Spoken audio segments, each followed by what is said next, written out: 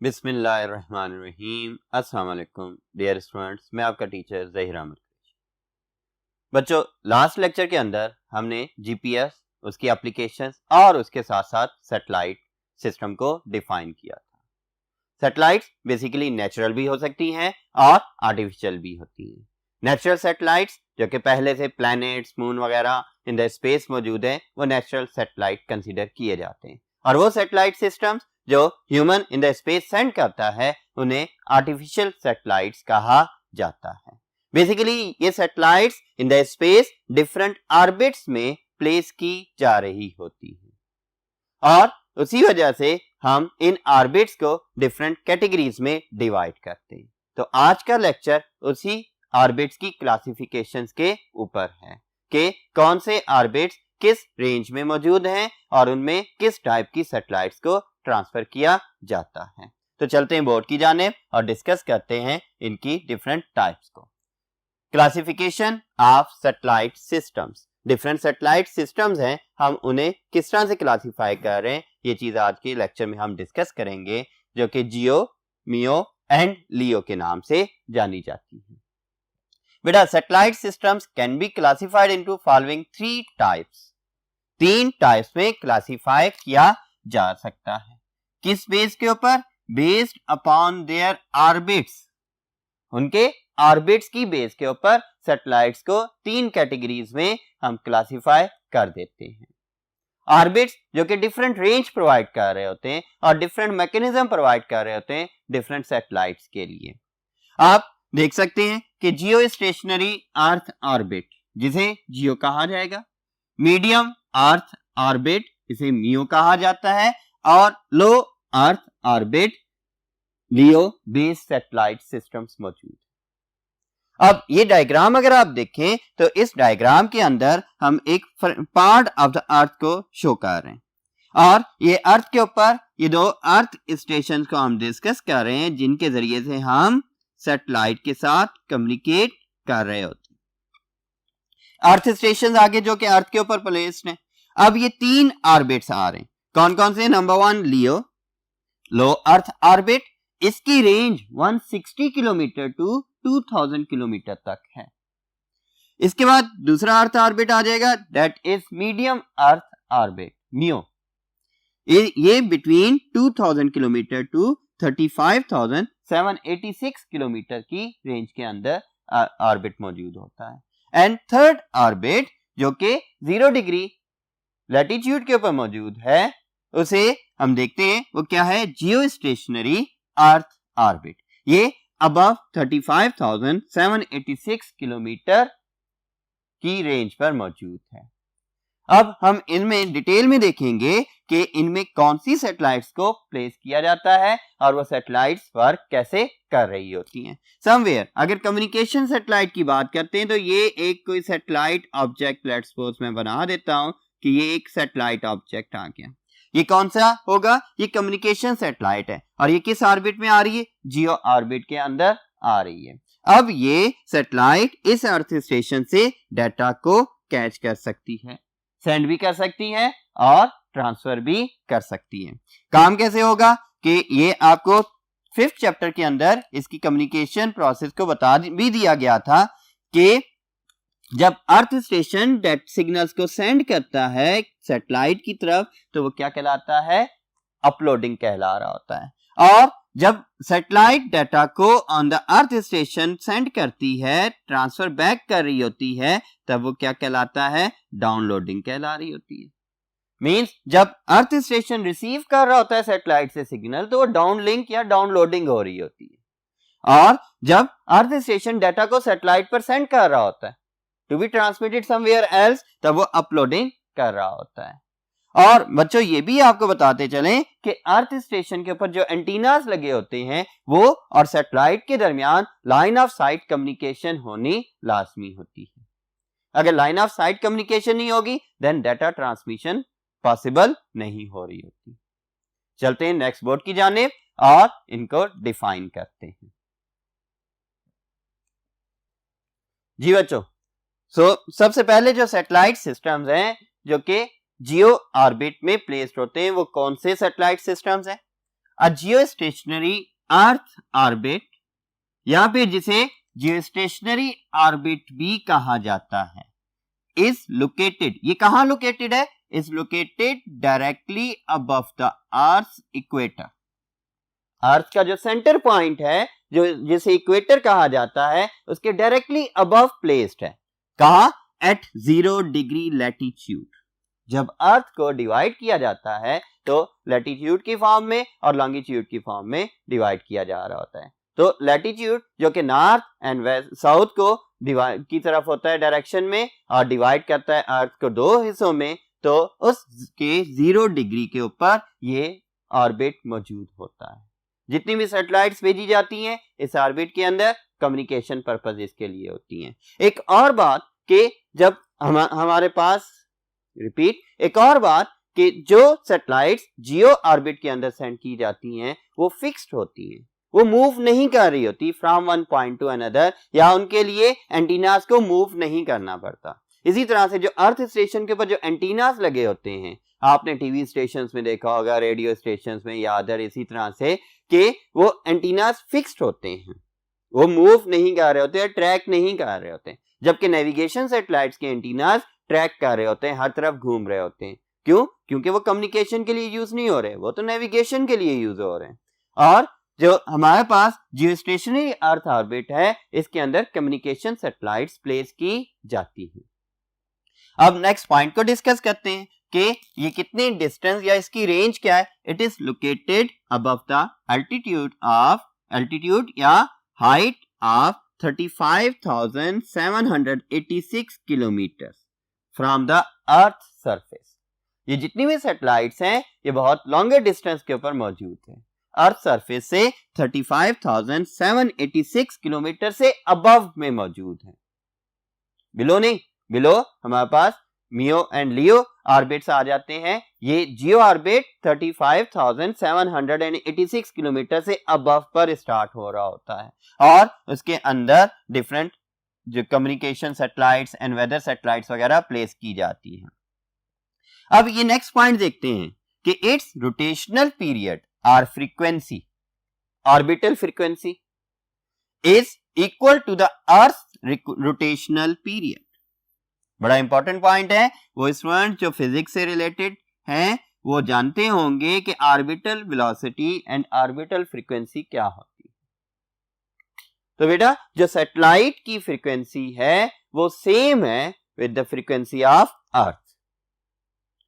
Means जिस frequency से अर्थ move हो रही है उसी फ्रीक्वेंसी से ये जियो सैटेलाइट्स भी मूव हो रही होती है। इसी वजह से जो जियो ऑर्बिट के अंदर सैटेलाइट्स प्लेस्ड हैं या उनके अंदर जो ऑब्जेक्ट्स होते हैं, अगर उन्हें अर्थ की सरफेस से देखा जाए तो फिक्स्ड नजर आएंगी, मूवमेंट में नजर नहीं आएंगी, क्योंकि दोनों की फ्रीक्वेंसी सेम होगी। जैसे अर्थ मूव हो रही है उसी फ्रीक्वेंसी से ये सैटेलाइट्स भी मूव हो रही होती हैं। इसी वजह से देखिए जो आपके घरों में डिश एंटीनास लगे होते हैं वो भी फिक्स्ड होते हैं, वो कोई रोटेट नहीं कर रहे होते कि सुबह को एक साइड पर है तो शाम को दूसरे साइड पर है, दोपहर को सेंटर में नहीं। उनकी लोकेशन एक सेट कर दी जाती है जो कि मैक्सिमम डाटा को, मैक्सिमम सिग्नल्स को रिसीव कर रही होती है, और उसी एंगल के ऊपर वो एंटीनास मौजूद रहते हैं। क्यों? क्योंकि जो सैटेलाइट है वो भी फिक्स है, इधर से एंटीना भी फिक्स है। अब जब अर्थ मूव कर रही है उसी फ्रीक्वेंसी से ये सैटेलाइट मूव कर रही होगी तो उसके एंगल्स में डिफरेंस भी नहीं आ रहा होता। Geo satellites are appear to be fix in the satellite. Geo satellites are appear to be fix in the sky if observe from the earth. अगर हम अर्थ से इसे ऑब्जर्व करते हैं तो जियो सैटेलाइट्स फिक्स्ड नजर आती हैं इन द स्काई। क्यों? क्योंकि because of the same frequency, क्योंकि इनकी फ्रीक्वेंसी सेम होती है, अर्थ की और इन सैटेलाइट्स की फ्रीक्वेंसी सेम है। उसी ऑर्बिटल फ्रीक्वेंसी से, उसी ऑर्बिटल वेलोसिटी से दोनों मूव कर रही होती हैं। सैटेलाइट अर्थ एंटीनास। अब जो अर्थ एंटीनास हैं, जो अर्थ स्टेशन के ऊपर मौजूद हैं, या हम घरों में भी एंटीनास यूज कर रहे होते हैं जिन्हें डिश एंटीनास कहा जाता है, वो सैटेलाइट के साथ कम्युनिकेट करने के लिए यूज होते हैं, are placed permanently fixed at the fixed position are placed permanently fixed या are placed permanently at the fixed position within the line of sight. अब लाइन ऑफ साइट क्या कि जहां से मैक्सिमम कवरेज मिल सके या जहां से मैक्सिमम सैटेलाइट के साथ कम्युनिकेट किया जा सके विद इन द साइट. ठीक है, आपने ये टॉपिक पढ़ा भी है इस चैप्टर के स्टार्ट में कि लाइन ऑफ साइट में sender and receiver must be in a straight line, no obstacle should be there. तो इनके दरमियान में भी कोई लाइन ऑफ साइट यानी कि कोई भी ऑब्स्टिकल नहीं होता और दोनों को लाइन ऑफ साइट में होना लाजमी है.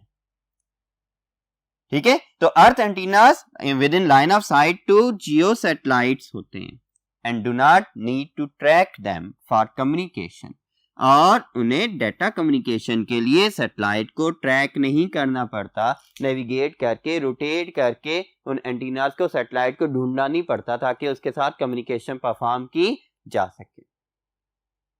ठीक है बच्चों, तो यहां पर ये बात आपने याद रखनी है कि जो सैटेलाइट्स जियो ऑर्बिट्स के अंदर प्लेस की जाती हैं वो फिक्स्ड होती हैं, उनकी फ्रीक्वेंसी सेम होती है अर्थ की फ्रीक्वेंसी के, और जो एंटीनास कम्युनिकेट कर रहे होते हैं विद द सैटेलाइट वो भी लाइन ऑफ साइट में होते हैं और वो ट्रैकिंग भी नहीं कर रहे होते. अब इस ऑर्बिट के अंदर किस टाइप की सैटेलाइट्स प्लेस की जा रही होती हैं? तो बच्चों एक कम्युनिकेशन सैटेलाइट्स और दूसरी वेदर सैटेलाइट्स प्लेस की गई होती हैं जियो स्टेशनरी अर्थ ऑर्बिट्स के अंदर. कम्युनिकेशन सैटेलाइट्स की बात करते हैं, ये जो केबल चैनल्स हैं ये भी सैटेलाइट के थ्रू ही हमारे पास अवेलेबल हैं. इसी तरह जो डिश एंटीना के जरिए डिश चैनल्स हम देखते हैं वो भी कम्युनिकेशन सैटेलाइट्स के थ्रू हैं. ये मोबाइल कम्युनिकेशन इंटरनेट वगैरह के लिए भी जो सैटेलाइट्स यूज हो रही हैं वो सारी की सारी किस ऑर्बिट में है? जियो के अंदर मौजूद है. इसी तरह वेदर फोरकास्टिंग के लिए स्पार्को वगैरह की जो सैटेलाइट्स हैं वो भी जियो ऑर्बिट्स के अंदर ही मौजूद हैं. तो बेटा ये था आपके पास जियो अर्थ ऑर्बिट से रिलेटेड पॉइंट, और इसके अंदर बहुत सारे एमसीक्यूज में हैं और बहुत ही इंपॉर्टेंट टॉपिक है ये आपके पेपर के पॉइंट ऑफ व्यू से लॉन्ग क्वेश्चन भी बन सकता है और एक part of the long question भी बन सकता है. चलते हैं नेक्स्ट बोर्ड की जानिब. जी बच्चों, तो जियो स्टेशनरी अर्थ ऑर्बिट को हमने डिस्कस कर दिया, जिसके अंदर हमने देखा कि geo means earth, stationary means fix, क्यों with respect to the earth fixed orbit था, जिसके अंदर जो भी ऑब्जेक्ट्स प्लेस किए जाते हैं वो fix to the frequency of the earth होते हैं. अब हम डिस्कस करते हैं मीडियम अर्थ ऑर्बिट को. मीडियम अर्थ ऑर्बिट जिसे म्यू भी कहा जाता है. A medium earth orbit is placed above low earth orbit, यानी कि दरमियान में मीडियम है, तो in between low earth orbit and geostationary earth orbit ये मौजूद होता है. तो बेटा ये प्लेस्ड है above low earth orbit at the altitude of 2000 kilometre and below geostationary earth orbit at the altitude of 35,786 kilometre. The satellites in this orbit are generally placed for navigation. MCQ point आ गया कि इसके अंदर कौन सी satellites place की गई होती हैं? इसके अंदर नेविगेशन के लिए सैटेलाइट्स प्लेस की गई होती हैं. और ये भी MCQ पॉइंट था कि जी बिटवीन मियो ऑर्बिट सैटेलाइट्स को प्लेस करता है बिटवीन 2000 किलोमीटर टू 35,786 किलोमीटर. ठीक है, नेविगेशन के लिए जो सैटेलाइट्स हैं such as GPS is a system used for navigation purposes. तो बेटा जो GPS है वो कहां पर? altitude of 20,200 kilometre average place की गई होती है. जो GPS के लिए जो सैटेलाइट्स हैं वो as an average of 20,200 kilometre के एल्टीट्यूड के ऊपर प्लेस की गई है. अब फॉर एग्जाम्पल 1, 2, 3 और हम देखते हैं कि जो जीपीएस बेस्ड सिस्टम्स हैं जो सैटेलाइट के अंदर, जो रिपीट करता हूं, फॉर एग्जाम्पल जो जीपीएस बेस्ड सिस्टम्स हैं जो स्पेस के अंदर मौजूद हैं, मुख्तलिफ कंट्रीज ने सेंड किए हुए हैं, वो किन एल्टीट्यूड्स के ऊपर मौजूद हैं?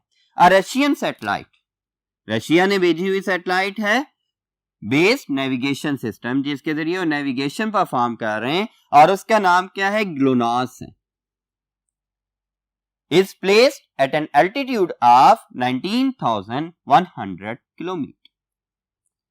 अगेन MCQ पॉइंट ही बनता है कि GLONASS is placed at the distance of 19,100 kilometre up from the earth, ठीक है। And GLONASS is sent by Russian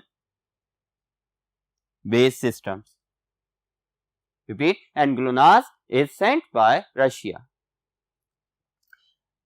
European Union satellite based navigation system, Europe ने भी सैटेलाइट नेविगेशन सिस्टम सेंड किया हुआ है और वो किस एल्टीट्यूड पर प्लेस्ड है? Is placed at an altitude of 23,222 kilometre from the अर्थ, ठीक है। और कॉल्ड क्या कहलाता है?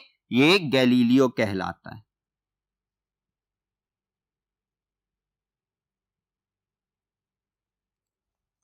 ये क्या कहलाता है? गैलीलियो कहलाता है।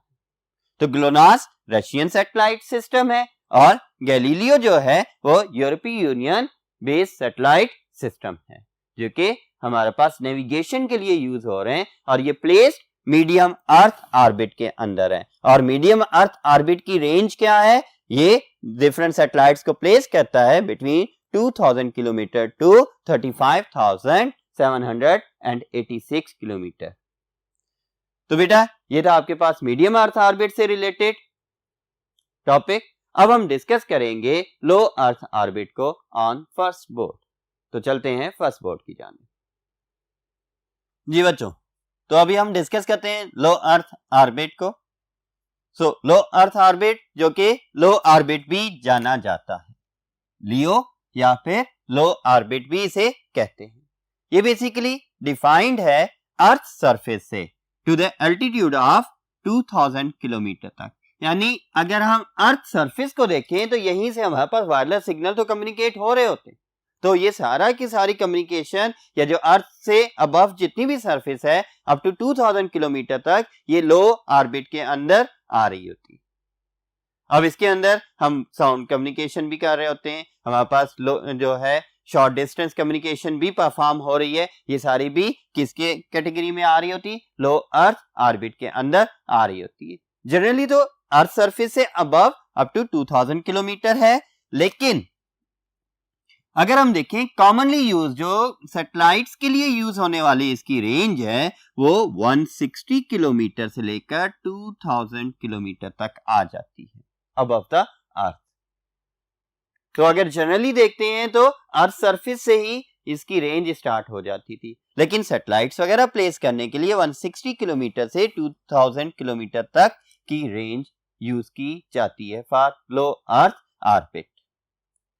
अब इस ऑर्बिट के अंदर सैटेलाइट्स को प्लेस करने के लिए हमें बहुत ही लेस एनर्जी की जरूरत होती है। क्यों? क्योंकि बहुत करीब है, अर्थ से करीब है, तो इतनी ज्यादा एनर्जी नहीं चाहिए। सबसे ज्यादा एनर्जी किस ऑर्बिट में सैटेलाइट्स को प्लेस करने के लिए चाहिए? जियो के अंदर, ठीक है। लेकिन लियो के अंदर जब भी सैटेलाइट्स को प्लेस करना है उसके लिए इतनी ज्यादा एनर्जी की जरूरत नहीं होती। और इसके साथ साथ लो पावर एम्पलीफायर्स के जरिए से इसके साथ कम्युनिकेशन भी परफॉर्म की जा सकती है।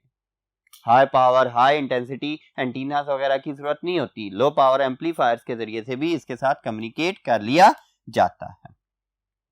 तो यही वजह है कि ये वाला जो ऑर्बिट है ये बहुत सारी कम्युनिकेशन एप्लीकेशंस के लिए यूज हो रहा होता है। मींस अर्थ से जब हमने सैटेलाइट्स के साथ कम्युनिकेट करना है जो कि मौजूद हैं मीडियम अर्थ ऑर्बिट में और जियो स्टेशनरी अर्थ ऑर्बिट के अंदर, तो उनके साथ कम्युनिकेट करने के लिए भी हमारे पास लो अर्थ ऑर्बिट को यूज किया जा रहा होता है। कैसे? स्पेस स्टेशंस बना दिए गए हैं। In the same way shuttle stations भी मौजूद हैं जहां से आगे सैटेलाइट्स को सेंड किया जा रहा होता है। यहां से कम्युनिकेट किया जाता है विद सब सैटेलाइट्स जो कि लो अर्थ ऑर्बिट में मौजूद हैं, फिर वहां से आगे जियो स्टेशनरी अर्थ ऑर्बिट्स के साथ कम्युनिकेट किया जा रहा होता है। कौन सी application? Such as most of the satellites exist in this orbit, such as कौन सी? International space station, space stations बना दिए गए, earth station, the stations to communicate with the satellites on the earth, लेकिन स्पेस स्टेशन बना दिया गया। खला के अंदर ऐसे कम्युनिकेशन स्टेशंस मौजूद हैं जो कि सैटेलाइट के साथ कम्युनिकेट कर रहे हैं, डाटा सेंड भी कर रहे हैं और रिसीव भी कर रहे हैं। तो उनके लिए इंटरनेशनल स्पेस स्टेशन हमारे पास कौन से ऑर्बिट के अंदर है, लो अर्थ ऑर्बिट के अंदर डिफाइंड है। फिर इसी तरह से स्पेस शटल की जो सैटेलाइट्स को फर्दर अदर ऑर्बिट्स में ट्रांसफर करना होता है, उसके लिए स्पेस शटल भी यूज हो रही है और वहां वो भी कहां पर प्लेस्ड है, वो भी लो अर्थ ऑर्बिट के अंदर ही प्लेस है। In the same way Hubble space telescope, जो टेलीस्कोप्स हैं, सबसे बड़ी जो टेलीस्कोप है उसका नाम भी हबल है, और वही उससे मिलती जुलती जो है स्पेस के अंदर भी टेलीस्कोप्स लगा दी गई हैं ताकि बहुत ही ज्यादा डिस्टेंस तक इन द स्पेस डिफरेंट चीजों को ऑब्जर्व किया जाए और डिफरेंट प्लैनेट्स की, डिफरेंट गैलेक्सीज की, डिफरेंट मिल्की वेज की मूवमेंट को भी ऑब्जर्व किया जा सके। तो बेटा लो अर्थ ऑर्बिट एक मीडियम के तौर पर अब यूज हो रहे हैं between the geostationary earth orbit, medium earth orbit and the earth. ठीक है, इसके जरिए से कम्युनिकेशन परफॉर्म की जा रही होती है। तो बेटा ये था आज का लेक्चर जिसके अंदर हमने 3 ऑर्बिट्स को डिस्कस किया। जियोस्टेशनरी अर्थ ऑर्बिट जो कि कम्युनिकेशन एंड वेदर सैटेलाइट्स के लिए यूज हो रहा होता है, फिर मीडियम अर्थ ऑर्बिट जिसके जरिए से हम नेविगेशन वगैरह परफॉर्म कर रहे हैं, तमाम नेविगेशन सैटेलाइट्स वगैरह मीडियम अर्थ ऑर्बिट में डिफाइंड हैं, वहां पर मौजूद हैं, और लो अर्थ ऑर्बिट जिसके अंदर स्पेस स्टेशन, शटल स्टेशन और इस तरह के डिफरेंट कम्युनिकेशन पर्पसेस के लिए हम लो अर्थ ऑर्बिट को यूज कर रहे होते हैं। बेटा ये था आज का टॉपिक, इसे अच्छे से आपने तैयार करना है क्योंकि इसमें बहुत सारे एमसीक्यूज भी मौजूद हैं और इसके साथ साथ ये लॉन्ग क्वेश्चन के तौर पर भी आपके पेपर का हिस्सा बनता है। मुझे इजाजत दें, अल्लाह हाफिज।